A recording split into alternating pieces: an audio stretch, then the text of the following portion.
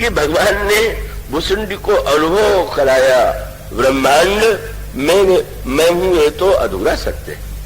एक तुमने पहले ये माना कि महाराज दशरथ के आंगन में जो श्री राम है वो मेरे ईश्वर। फिर तुमने माना कि संसार जितना है उसमें हमारे राम ईश्वर है।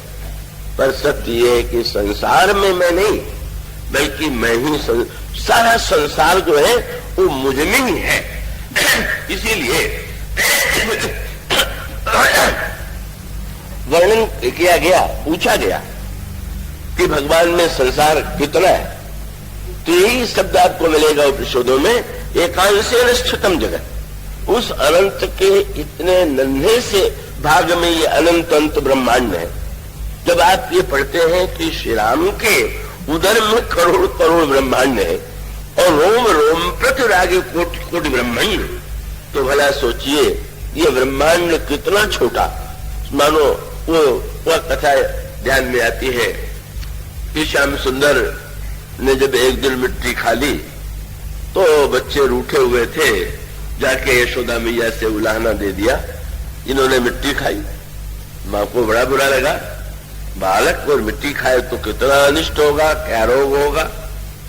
और ये कहा कि तुमने मिट्टी खाई, तो कह ले मां मैंने तो मिट्टी नहीं खाई, ये सारे तुम्हारे मित्र कह रहे हैं कि तुमने खाई, इतने गवाह हैं। तो बिना किसी संकोच के कह दिया सर्व मिथ्याभिसंसिना, सब झूठे। मां का क्रोध और बढ़ गया, कितना ढीठ है। इतना नहीं कि भूल मान ले कि हाँ मैंने मिट्टी खा लिया, अच्छा नहीं खाऊंगा। ढिठाई से कहता है कि मैंने नहीं खाई, और जो कह रहे हैं कि इन्होंने खाई सब के सब झूठे। मां का क्रोध और बढ़ा तो बिगड़ करके कहा, बलराम जी वहीं पर थे, ये तुम्हारा बड़ा भाई भी कह रहा है। अब संकोच में पड़ गए।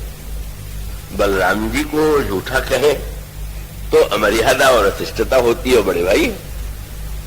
और अगर ये मान लें कि सचमुच ऐसा है तो तत्व में सत्यता नहीं रह जाती। तो भगवान कृष्ण ने मां से ये कहा कि अब मैं क्या कहूं, अब समक्षम पश्य में मुखम। जब सब लोग कह रहे हैं और ये भी कह रहे हैं, तो उसको अगर भाषा में यूं कहें कि बलराम जी तो शेष के अवतार हैं, और शेष की तो 2000 आंखें हैं, जब 1000 मुंह है तो 2000 आंखें।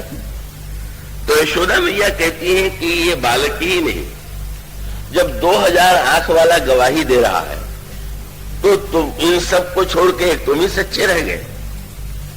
भगवान ने कहा, मां इन सबको दृष्टि का रोग हो गया हो तो मैं क्या करूं, और तुम्हें अगर विश्वास न हो तो मैं मुंह खोल देता हूं, तुम देख लो। इसका अर्थ है अगर मैंने मिट्टी खाई होगी तो जीभ में मिट्टी लगी होगी तो तुम समझ लेना इसने मिट्टी खाई। पर मां तो लगा कि ये तो ढिठाई की सीमा है। ये सोच रहा है कि जब इतने दावे से मैं कहूंगा तो मां सोच लेंगी कि नहीं खाया होता तो मुंह दिखाने को तैयार न होता। उन्होंने कहा तेरी इन बातों के चक्कर में नहीं आती, खोल। और तब बहुत सुंदर सूत्र आया। जब उन्होंने खोला तो ये नहीं दिखाई पड़ा कि जीभ में मिट्टी लगी हुई, उसमें सारा ब्रह्मांड श्री कृष्ण के मुख में दिखाई पड़ा। प्रभु का तात्पर्य यह था कि मां सोचो कि मिट्टी खाई का अर्थ यही तो हुआ, मिट्टी बाहर थी और मैं उसको मुंह में ले आया। जब सारा ब्रह्मांड मुझी में है तो मैं खाऊंगा क्या? तो जो देखने वाले हैं उनकी दृष्टि का दोष है कि मेरा दोष है? वो बेचारे जो देख रहे हैं उसको सत्य मानते हैं। मानो सत्य फिर वही सूत्र है कि ब्रह्मांड में भगवान है कि भगवान में ब्रह्मांड है। ब्रह्मांड में भगवान है ये अधूरा सत्य, और भगवान में ही ब्रह्मांड है यही समग्र सत्य। पुत्र भगवान शंकर से पूछा गया कि आप महाराज रामायण नहीं ले रहे हैं, राम नाम ले रहे हैं, इसका अर्थ क्या है? क्या भगवान शंकर से किसी ने कहा कि रामायण में तो न जाने कितनी बार राम शब्द आया हुआ है, तो आप पूरी रामायण ही ले लीजिए। आप कहते हैं केवल राम चाहिए, तो शंकर जी ने कहा कि रामायण में राम नहीं है, राम में रामायण है। अब ये एक बड़ी विलक्षण दृष्टि है।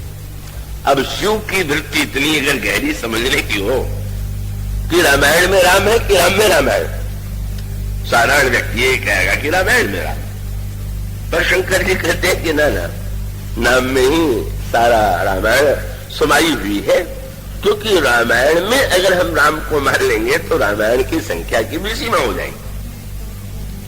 पर ये जो अनगिनत काल से लेकर के अनंत काल तक नाम की महिमा है, वस्तुतः नाम में ही सारी रामायण समाई हुई।